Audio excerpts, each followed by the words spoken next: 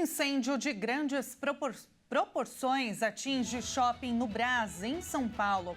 E você vai ver ainda. Começa julgamento em júri popular de Rony Lessa e Elcio Queiroz, assassinos confessos da vereadora Marielle Franco e do motorista Anderson Gomes. E ainda, a volta do seguro DPVAT para proprietários de veículos motorizados em todo o país. Essas e outras notícias você confere a partir de agora. Olá, bom dia para você, 11 horas e 31 minutos agora. Seja muito bem-vindo ao Redação Hit, edição manhã. Nós chegamos ao vivo com as principais notícias deste dia. Hoje é quarta-feira, dia 30 de outubro. E olha, começou nesta manhã o julgamento em júri popular de Rony Lessa e Elcio Queiroz. Em pelo menos 2 dias, os assassinos confessos da vereadora Marielle Franco e do motorista Anderson Gomes em 2018. Após 6 anos e meio da execução da vereadora Marielle Franco e do motorista Anderson Gomes, em 14 de março de 2018, os assassinos confessos devem ser julgados em júri popular no 4º Tribunal do Júri do Rio de Janeiro, na região central. Estão agendados 2 dias para que sejam ouvidas 9 testemunhas. 7 delas foram indicadas pelo Ministério Público do Rio de Janeiro, incluindo Fernanda Chaves, assessora de Marielle e sobrevivente do atentado, e 2 pela defesa de Lessa. A defesa de Elcio Queiroz desistiu de ouvir as testemunhas que tinha solicitado. Lessa e Queiroz também serão ouvidos por videoconferência dos presídios onde estão. Lessa da penitenciária de Tremembé, no interior de São Paulo, e Queiroz do Centro de Inclusão e Reabilitação, em Brasília. Algumas testemunhas também podem participar de forma virtual. O júri do caso será formado por 21 pessoas comuns, das quais 7 serão sorteadas na hora. Durante o julgamento, todas ficarão isoladas. Depois, dormirão nas dependências do Tribunal de Justiça do Rio de Janeiro. Eles é que vão dizer se Lessa e Elcio são culpados ou inocentes pelo crime. Após essa decisão, a juíza Lúcia Glioshi começa a definir o tamanho da pena. Ela determina o número de anos inicial e depois começa a considerar os agravantes e os atenuantes. O Ministério Público deve pedir ao Conselho de Sentença a pena máxima de até 84 anos de prisão cada um. E a Polícia Civil e o Ministério Público pediram à Justiça a prisão de 6 integrantes da torcida organizada Mancha Alviverde, investigados por suspeita de participarem do ataque aos ônibus dos torcedores cruzeirenses da Máfia Azul. O caso de violência aconteceu no último domingo na Grande São Paulo. A Delegacia de Polícia de Repressão aos Delitos de Intolerância Esportiva identificou 8 pessoas ligadas à Mancha Alviverde que participaram da emboscada contra torcedores do Cruzeiro. 6 palmeirenses tiveram as prisões temporárias por 30 dias. O Grupo de Atuação Especial de Combate ao Crime Organizado, o GAECO, do Ministério Público, que acompanha a investigação, concordou com os pedidos e apura o envolvimento de torcidas que agem como facções criminosas. Segundo a DRAD e o GAECO, 3 dos suspeitos investigados têm postos de liderança dentro da Mancha Alviverde. As autoridades estão analisando vídeos que circulam na internet e filmagens de câmeras de segurança para identificar mais autores do ataque a ônibus dos torcedores da Máfia Azul. A emboscada organizada por parte da torcida do Palmeiras na rodovia Fernão Dias, em Mairiporã, deixou 17 pessoas feridas e uma pessoa morta. A vítima é José Victor Miranda, de 30 anos. 2 ônibus que levavam torcedores da Máfia Azul para Minas Gerais foram vandalizados. Um acabou incendiado e outro foi depredado. E olha, um incêndio de grandes proporções atinge o shopping 25 de março, no Brás, no centro de São Paulo. Pelo menos 22 viaturas e 65 bombeiros foram ao local para tentar controlar o fogo, que teve início por volta das 6h40 da manhã. Mais de 20 viaturas e 70 bombeiros foram enviados para tentar conter chamas no shopping. 25 de março, na Rua Barão de Ladário. Parte do teto do shopping desabou. Uma fumaça escura de mais de 150 metros de altura podia ser avistada de longe. Uma mulher jovem que inalou muita fumaça foi levada para o hospital e está em observação, e seu estado de saúde é estável. Testemunhas contaram que as pessoas conseguiram sair antes que as chamas se propagassem. Segundo o capitão Maicon Cristo, porta-voz do Corpo de Bombeiros, o incêndio é de grandes proporções e atinge uma área de 18.000 metros quadrados. O comércio popular tem muito material combustível para ser consumido pelo fogo. A maior preocupação dos bombeiros é evitar que as chamas se propaguem para as edificações vizinhas. Algumas ruas da região foram interditadas pela Polícia Militar para facilitar o trabalho dos bombeiros no combate às chamas. Ao menos 7 linhas de ônibus foram desviadas pela SP-Trans para não passarem pela região onde ocorre o incêndio. A Companhia de Engenharia de Tráfego informou que há pontos de bloqueios em algumas ruas próximas ao local. O desvio é feito pela Rua Oriente, Rua Rubino de Oliveira, seguindo pela Avenida Celso Garcia. A companhia recomenda que os motoristas evitem a região. A Rua Barão de Ladário é conhecida como um tradicional centro de comércio popular. Muitas pessoas costumam ir ao local para comprar e trabalhar na região. A via é próxima da chamada Feira da Madrugada. As causas do fogo ainda não foram esclarecidas pelas autoridades. Lojistas lembraram que o shopping ficou sem energia elétrica na tarde desta terça. Mas ainda não há confirmação dos bombeiros se há relação entre a falta de luz e o incêndio. Esse é o segundo incêndio na região do Brás nessa semana. No domingo, outro incêndio atingiu um galpão de compras na região que ficou completamente destruído na Rua Doutor João Alves de Lima. E para saber como está a situação neste momento, vamos conversar agora com a tenente do Corpo de Bombeiros de São Paulo, Olivia Perrone, que está no local. Tenente, bom dia para você, muito obrigada por nos atender. Bom dia, obrigada para a gente poder falar. No momento, uma frente aqui na fachada do prédio, a gente já teve um avanço bem grande das equipes, e a segunda frente de combate é acima dos edifícios aqui vizinhos, consiga atingir o miolo da edificação, né? Pela fachada, a gente já conseguiu extinguir boa parte das chamas, os bombeiros eles estão avançando para o interior da edificação, mas para a gente conseguir um resultado melhor, a gente abriu uma segunda frente de combate também acima dos edifícios ao lado, para ver se a gente consegue realmente atingir o miolo ali desse incêndio e poder extinguir o mais rápido possível. Tenente, as informações que nós temos até o momento é que pelo menos 22 viaturas da corporação foram acionadas. Esse número se confirma? Quantos profissionais atuam na ocorrência neste momento? Nesse momento, a gente está com 22 viaturas, né, aqui no local da ocorrência e triados. Esse número tende a mudar com o decorrência, pode ser que mais apoio seja solicitado ou que algumas liberadas por conta do andar da ocorrência, mas por enquanto permanece com esse número. Há informações, tenente, sobre como esse fogo começou, como esse incêndio começou?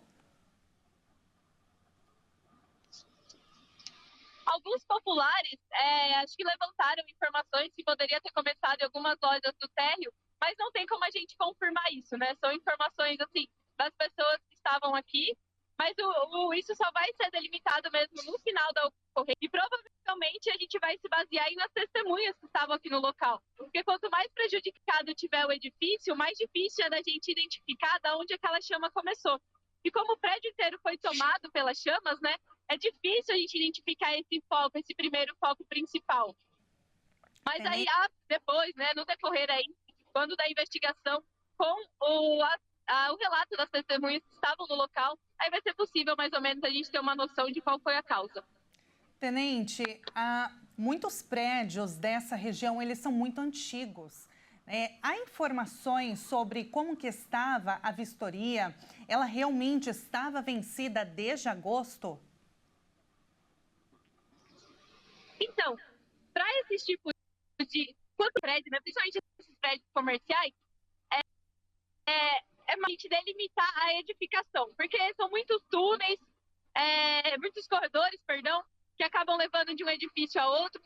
E a gente estava tentando levantar, apurar qual seria a situação desse AVCB. Então, é a seguinte, ao partes do edifício possuíam AVCB, que é o que a gente chama de AVCB parcial, porém, o prédio como um todo, ele não tinha, a gente não tem um AVCB total de edificação. A gente tem um AVCB de partes dela, que estavam sim regularizadas, porém, como é o mesmo edifício, é que todo ele seja dado dentro de um único AVCB. Mas a gente entende, né, dos comerciantes aí, engenharia também, e a gente vai fornecendo AVCBs de acordo com como aquela vai se adequando. Então, tem um adequado, o AVCB parcial em dia, porém, no todo não estava vigente, porque as precisavam ser regularizadas.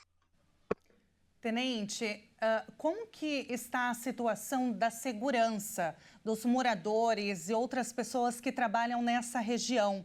Alguns prédios, a gente sabe que tem muitos prédios residenciais bem ao lado desse shopping. Os moradores, eles precisaram evacuar a região. Qual foi a medida de segurança que o Corpo de Bombeiros precisou tomar nesse bairro, nesse quarteirão, ou se isso se estendeu a mais quilômetros nessas imediações? Todas as edificações do quarteirão, elas foram evacuadas. De serem locais de moradia. Aqui no Brás e em algumas regiões de São Paulo, são locais residenciais, porém eles são utilizados também como depósito. Então, muitas mas elas acabam utilizando também como depósito. Então, meio que vira um misto aí, né? Não é só uma residência, também tem muito material inflamável ali dentro. Aos transeuntes, né? Nós temos isolados para não chegar veículo também, não prejudicar a passagem de viaturas tanto de água quanto de transeunte. Ele pode caminhar mais próximo aqui para quem precisar atravessar a pé. Realmente só um quarteirão aqui não está isolado para esses transeuntes a pé. Perfeito. Tenente, a gente está com um probleminha na conexão, mas deu para entender bem as informações que você trouxe para a gente. Tem alguma previsão de até que horas, mais ou menos, toda a corporação vai precisar ficar no local? A extinção do incêndio, na verdade, rápida. O que demora vai ser o rescaldo que vai ser feito depois. Então, assim, provavelmente, hoje não termina, mesmo que o incêndio seja extinto, a gente ainda tem uma fase muito longa de rescaldo para fazer, que é revirar todo esse material que foi queimado para impedir que ele entre em reignição. Perfeito, Tenente. Olha, muito obrigada pela sua disposição. Eu sei que está sendo um trabalho muito árduo, não só seu, mas de toda a corporação. A gente agradece muito, é claro, toda a disponibilidade de vocês que arriscam a própria vida, né, para colocar a segurança de toda a população, garantir, né, a segurança de toda a população, dos moradores, de comerciantes da região. Muito obrigada pela sua disponibilidade. A gente espera que vocês possam finalizar o trabalho o quanto antes. Muito obrigada, Tenente. Fiquem com Deus. Muito obrigada, até. Nós acabamos de conversar com a tenente do Corpo de Bombeiros de São Paulo, Olívia Perrone. E agora a gente muda de assunto. A Polícia Federal concluiu que foram evidentes as falhas da Secretaria de Segurança do Distrito Federal, então sob chefia de Anderson Torres, na prevenção dos atos golpistas de 8 de janeiro do ano passado. O resultado foi a invasão e a depredação dos prédios do Congresso Nacional, do Palácio do Planalto e do Supremo Tribunal Federal. O parecer foi enviado pelo ministro do Supremo Tribunal Federal, Alexandre de Moraes, à Procuradoria-Geral da República, que terá agora 15 dias para se manifestar sobre o documento. E veja a seguir, A volta do seguro DPVAT para proprietários de todo o país. E agora imagens ao vivo do município de Mato Grosso, Pontes e Lacerda. 29 graus neste momento. Nós voltamos já já.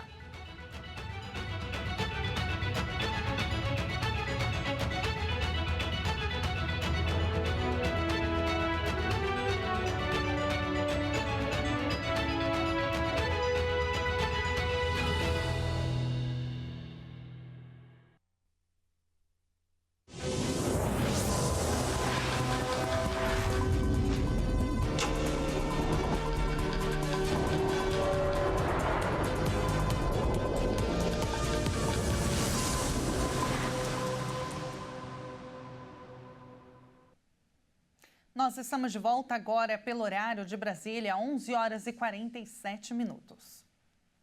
E pelo menos 64 pessoas morreram por causa das inundações na Espanha. As regiões de Valência e Andaluzia foram muito afetadas e enfrentam falta de energia elétrica e telefonia, além de estradas destruídas e áreas isoladas. As chuvas torrenciais na região de Valência, na Espanha, já deixaram dezenas de mortos. Os serviços de resgate afirmaram que o balanço ainda é provisório. O levantamento e identificação das vítimas está sendo iniciado. Fortes ventos e chuvas têm atingido o sul e o leste da Espanha desde o começo da semana, causando inundações em Valência e na região de Andaluzia. Algumas partes de Valência seguiam sem serviços de telefonia e eletricidade na manhã desta quarta-feira. As estradas inundadas também deixam locais isolados. O transporte ferroviário e aéreo foi muito afetado na região. O Congresso dos Deputados fez um minuto de silêncio em homenagem às vítimas. O chefe de governo, Pedro Sanches, vai reunir um comitê de crise nesta quarta-feira para resolver as questões mais urgentes. E o secretário-geral das Nações Unidas, Antônio Guterres, pediu à humanidade que saia da crise existencial que a leva para destruir a natureza, enquanto chefes de Estado e ministros do mundo se reúnem na cidade colombiana de Cali para desbloquear as negociações na COP16.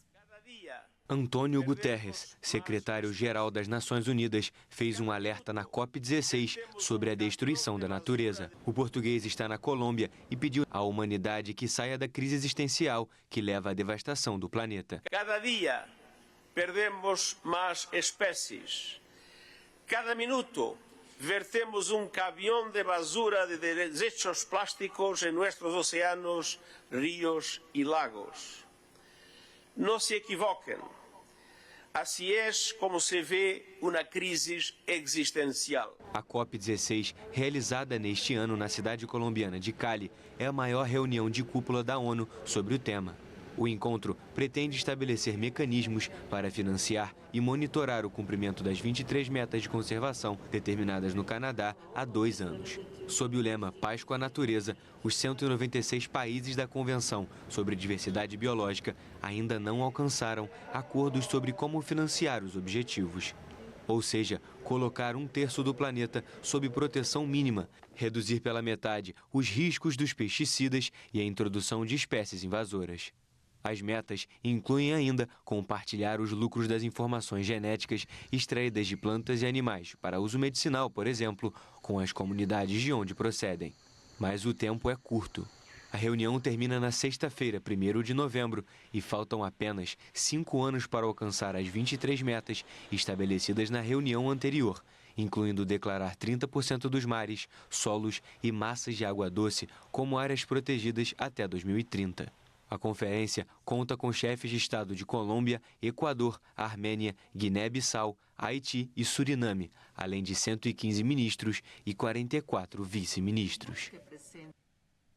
E a partir de janeiro de 2025, todo proprietário de veículo motorizado vai voltar a pagar o seguro DPVAT. O seguro que garante a proteção de vítimas de acidentes de trânsito deve ser cobrado junto com a taxa de licenciamento anual e o IPVA em apenas 5 estados. No ano que vem, os proprietários de veículos motorizados vão voltar a pagar o seguro obrigatório para proteção de vítimas de acidentes de trânsito. A mesma taxa que antes era chamada de DPVAT, danos pessoais por veículos automotores terrestres. O seguro cobre indenizações por morte, invalidez permanente e reembolsa despesas com assistência médica, serviços funerários e reabilitação profissional. A cobrança do DPVAT foi extinta em 2020. Nos anos em que o seguro deixou de ser cobrado, o dinheiro que estava acumulado no fundo do DPVAT foi usado para pagar as indenizações até novembro de 2023. Desde então, o pagamento para as vítimas está suspenso. Este ano, o governo Lula aprovou, no Congresso Nacional, a volta do seguro, que vai se chamar SPVAT, Seguro Obrigatório para a Proteção de Vítimas de Acidentes de Trânsito. A cobrança volta a ser obrigatória para todos os proprietários de veículos a partir de 2025, com valor estimado entre R$ 50 e R$ 60 por ano. Pela lei, os estados tinham até agosto para firmar parceria com a Caixa Econômica e fazer a cobrança do seguro juntamente com a taxa de licenciamento anual e o IPVA. Mas apenas Bahia, Espírito Santo, Paraíba, Maranhão e Sergipe aderiram. Isso quer dizer que nos demais estados e no Distrito Federal, o pagamento do seguro terá de ser feito diretamente na Caixa. E agora nós vamos conhecer um pouquinho de uma cidade na Ásia que equilibra culturas ocidentais e orientais como uma união. Vamos ver. Taipei é a capital de Taiwan, uma grande ilha entre a China e o Japão. Para uma visita, os pontos turísticos mais recomendados são a Praça da Liberdade com significados simbólicos da luta de liberdade de Taiwan e o Taipei 101, um grande edifício em formato de bambu que está repleto por lojas luxuosas e um grande observatório no topo com vista de toda a cidade. Muito bonita, né? E nós vamos agora para lá, para Taipei, com a vista do topo do prédio mais famoso da cidade. Vamos ver uma câmera ao vivo saindo dos nossos estúdios HIT. Vamos para a Ásia. E olha, algumas curiosidades é que Taipei é o centro político, econômico, educacional e cultural de Taiwan, sendo um dos principais centros do mundo de língua chinesa. É considerada uma cidade global na produção de alta tecnologia e também de seus componentes, que faz parte do chamado Milagre de Taiwan. O país tem hoje uma das maiores reservas cambiais do mundo, com mais de 400 bilhões de dólares. E apesar da crise financeira asiática, a economia continua a expandir cerca de 5% ao ano. O PIB nominal da cidade de Taipei a coloca entre as maiores economias urbanas do mundo. E assim, com essa vista, é claro que não dá para ver muito bem, porque lá já é noite, mas assim a gente encerra esta edição. Muito obrigada pela sua companhia. Uma excelente quarta-feira para você e a gente se encontra ao longo da programação. Até mais!